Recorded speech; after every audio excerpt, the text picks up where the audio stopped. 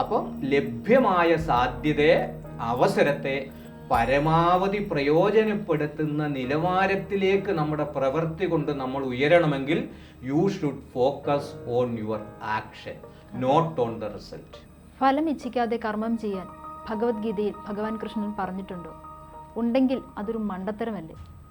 എന്താണ് ഇതിനെപ്പറ്റി താങ്കൾക്ക് പറയാനുള്ളത്? തീർച്ചയായിട്ടും എനിക്ക് തോന്നുന്നു one of the most beautiful and relevant question ആണ്. നമ്മൾ മുമ്പ് ഒരു എപ്പിസോഡിൽ പറഞ്ഞ പോലെ ഭഗവാൻ ഒരു മണ്ടനല്ലാത്തത് കൊണ്ട് തന്നെ അദ്ദേഹം മണ്ടത്തരങ്ങൾ പറയുമെന്ന് ഞാൻ കരുതുന്നില്ല. എന്താണ് ഈ ഇപ്പം താങ്കൾ ചോദിച്ച ചോദ്യത്തിൽ സംഭവിച്ചിരിക്കുന്നത് എന്ന് ചോദിച്ചാൽ, ഭഗവത്ഗീതയിലെ മറ്റൊരു മനോഹരമായ ശ്ലോകമുണ്ട്. കർമ്മണ്യേവാധികാരസ്തേ മാ ഫലേഷു കഥാചന മാ കർമ്മഫല ഹേതൂർഭൂ മാതേ സംഗോസ്ത് കർമ്മണി എന്ന് പറയുന്ന ഒരു വിപ്ലവകരമായ ശ്ലോകം.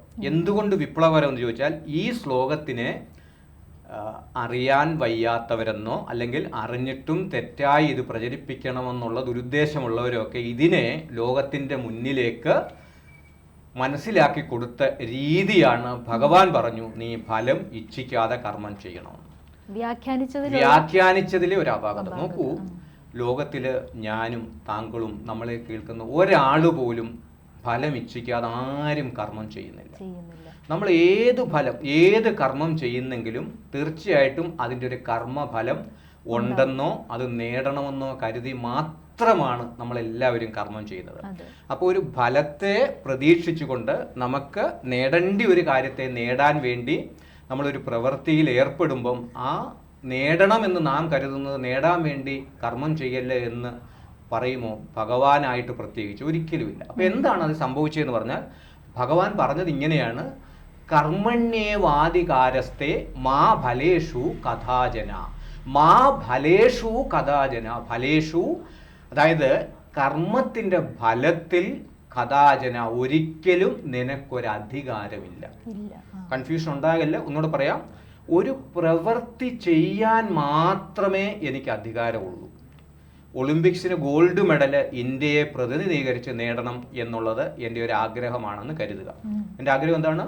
ഒളിമ്പിക്സിന് ഭാരതത്തിന് വേണ്ടി, എൻ്റെ രാജ്യത്തിന് വേണ്ടി ഒരു ഗോൾഡ് മെഡൽ കൊണ്ടുവരണം. ഞാൻ എന്ത് ചെയ്യണം? അതിനുവേണ്ടി നിരന്തരം പ്രവർത്തിക്കണം. നിരന്തരം.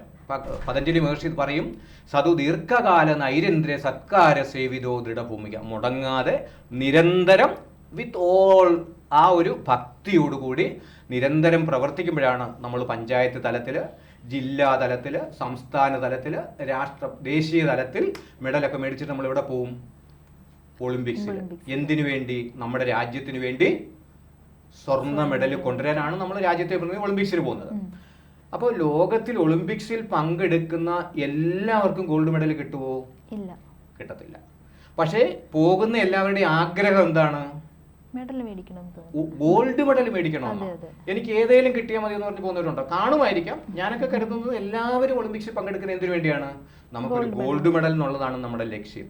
അപ്പൊ ഭഗവാൻ പറഞ്ഞു, ഗോൾഡ് മെഡൽ നേടാനുള്ള ലക്ഷ്യത്തിന് വേണ്ടിയുള്ള പ്രവൃത്തിയിൽ നീ നിന്റെ ഫോക്കസ്. നമ്മൾ ഇന്ന് ഒളിമ്പിക്സ് ആണ്, നമ്മൾ 100 മീറ്റർ ഇതാണ്, ഓട്ടമാണ്.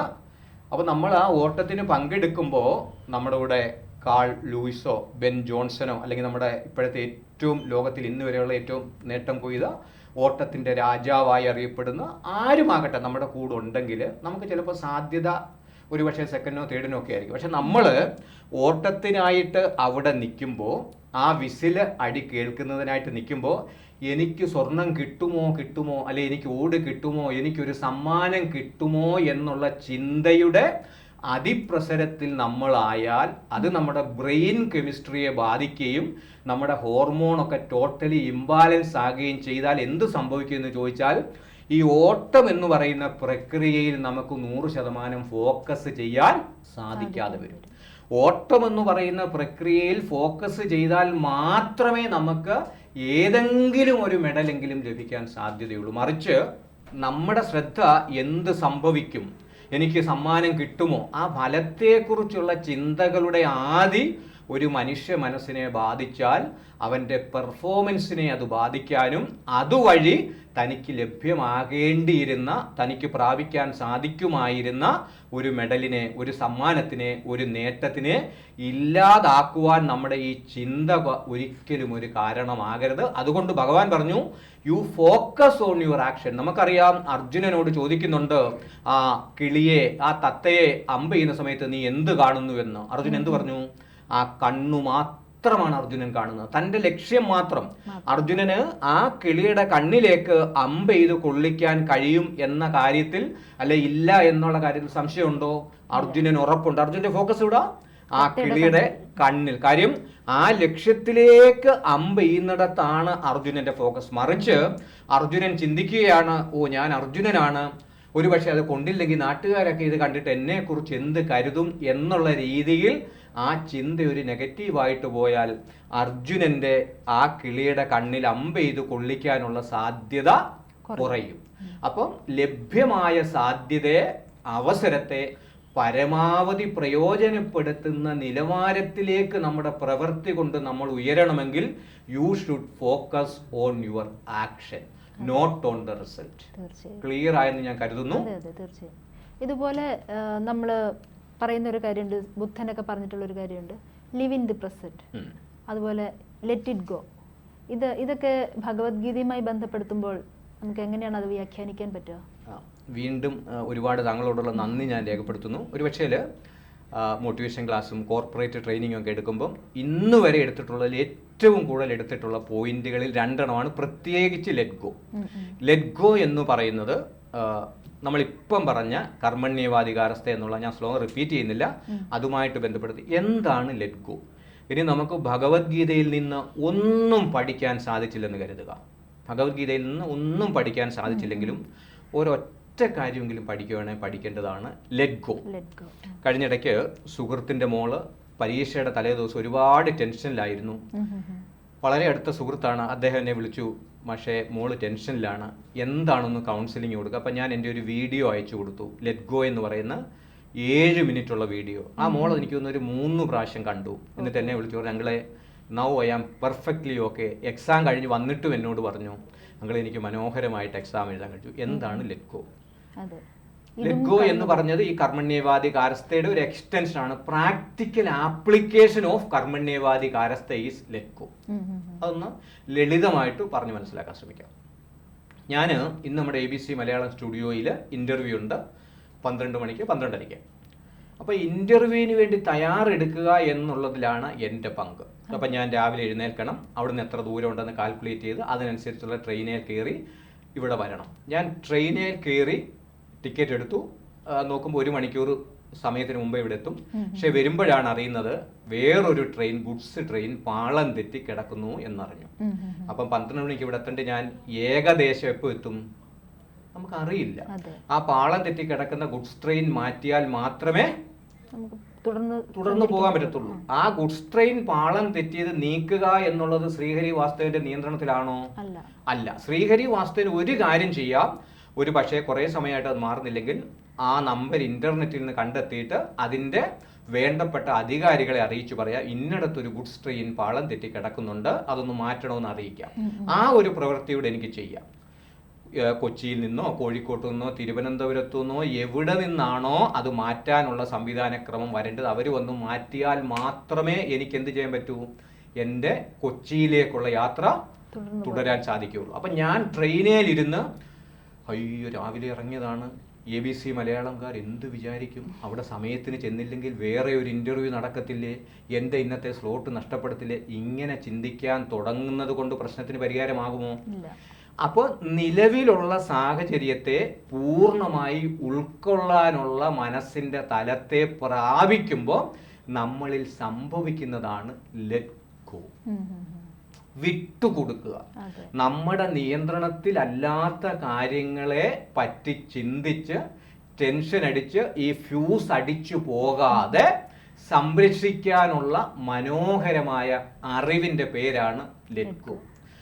ലോകത്തിൽ നമ്മുടെ നിയന്ത്രണത്തിലല്ലാത്തതായിട്ടുള്ള കാര്യങ്ങളാണ് യഥാർത്ഥത്തിൽ കൂടുതൽ. ഒരു വലിയ ഹൈറ്റൻഡ് ലെവൽ ഓഫ് റലം വേണമെങ്കിൽ നമുക്ക് പറയാം. യഥാർത്ഥത്തിൽ ലോകത്തിൽ ഒരു കാര്യവും നമ്മുടെ നിയന്ത്രണത്തിലല്ല. യഥാർത്ഥത്തിൽ ഞാൻ അങ്ങോട്ട് പോകുന്നില്ല.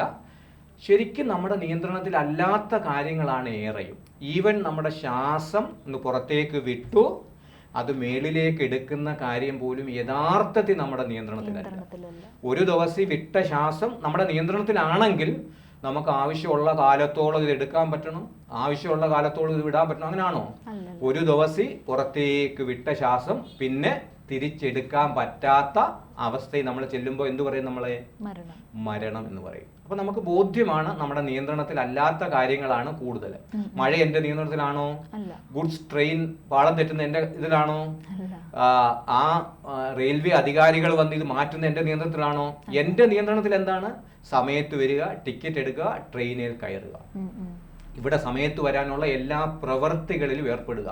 പരീക്ഷയ്ക്ക് IAS തയ്യാറെടുക്കുന്ന, അല്ലെ SSCക്ക് തയ്യാറെടുക്കുന്ന, +2 ഡിഗ്രിക്കോ തയ്യാറെടുക്കുന്ന എൻ്റെ അടക്കമുള്ള കുട്ടികൾ, നമ്മുടെ പിഞ്ചു മക്കൾ മനസ്സിലാക്കേണ്ട ഒരു കാര്യം, പരീക്ഷയ്ക്ക് വേണ്ടി തയ്യാറെടുക്കുമ്പോൾ ആ പരീക്ഷയ്ക്ക് എന്തൊക്കെയാണ് വരാൻ സാധ്യതയുള്ളത് എന്ന് ടീച്ചർ പറഞ്ഞതും നമ്മൾ പഠിച്ചതും പഠിപ്പിച്ചതും ഒക്കെ ആയ കാര്യങ്ങൾ നല്ലവണ്ണം പ്രിപ്പയർ ചെയ്യുക. രാവിലെ പോകുമ്പോൾ ഈ പ്രപഞ്ച ശക്തിയോട്, ദൈവമെന്നോ ഗുരുവെന്നോ കൃഷ്ണനെന്നോ ക്രിസ്തുവെന്നോ ഒക്കെ നിങ്ങൾ എന്ത് പേര് വേണേ വിളിച്ചോ, ആ ശക്തിയോടൊന്ന് പ്രാർത്ഥിക്കുക. ഞാൻ പരീക്ഷാ ഹാളിൽ പോയി ഇരിക്കുമ്പോൾ ചോദ്യ പേപ്പർ കിട്ടുമ്പോൾ ഇതുവരെ പഠിച്ച കാര്യങ്ങളെല്ലാം എൻ്റെ മനസ്സിലൂടെ ബുദ്ധിയിലൂടെ ഒന്ന് വരാനുള്ള അനുഗ്രഹം എനിക്ക് തരണേ. നിങ്ങളുടെ പ്രാർത്ഥന സിൻസിയർ ആണെങ്കിൽ ആ പ്രാർത്ഥന കേൾക്കാത്ത ഒരു ദൈവവും ഈ ലോകത്തിലില്ല. അപ്പോൾ നമ്മുടെ നിയന്ത്രണത്തിലല്ല. നമ്മൾ ഇന്ന് രാവിലെ പഠിച്ചിട്ട് പോയതാണ്, ക്വസ്റ്റ്യൻ പേപ്പർ കിട്ടി, വരുന്നില്ല. ടെൻഷൻ അടിച്ചാൽ എന്ത് സംഭവിക്കും? ഇനിയുമുള്ള ഉത്തരവും ചിലപ്പോൾ എഴുതുന്നത് തെറ്റിപ്പോകാം. ആ ഉത്തരം എനിക്ക് അറിയില്ല, നിലവിൽ മാറ്റിവെക്കുന്നു. Let go of that question number 1, continue with question number 2 and continue. ചിലപ്പോൾ 46ാമത്തെ ക്വസ്റ്റ്യൻ എഴുതുമ്പോൾ നമ്മളൊരു റിലാക്സ്ഡ് സ്റ്റേറ്റ് ഓഫ് മൈൻഡിലാണെങ്കിൽ, you are in a let go state of മൈൻഡിലാണെങ്കിൽ ചിലപ്പോൾ ആ ഉത്തരം നമുക്ക് കൃത്യമായിട്ട് വരും. ഇതാണ് ലെറ്റ് ഗോ. അപ്പോൾ ഭഗവത്ഗീതയിലെ കാര്യങ്ങൾ, അതായത് ഭഗവാന്റെ വചനങ്ങളും അതിലെ സാരോപദേശങ്ങളും നമ്മുടെ എല്ലാം ജീവിതത്തിൽ നമ്മൾ ചേർത്ത് പിടിച്ച് നമുക്ക് മുന്നോട്ട് പോകാൻ സാധിക്കട്ടെ. നന്ദി സർ. Thank you.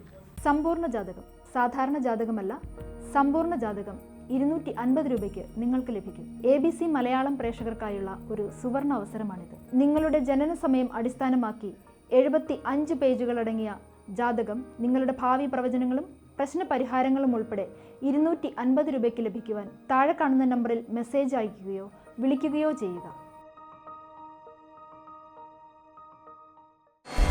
ജ്യോതിഷവുമായി ബന്ധപ്പെട്ട എല്ലാ വിശേഷങ്ങളും നിങ്ങളിലേക്കെത്താൻ ABC ജ്യോതിഷം സബ്സ്ക്രൈബ് ചെയ്യുക.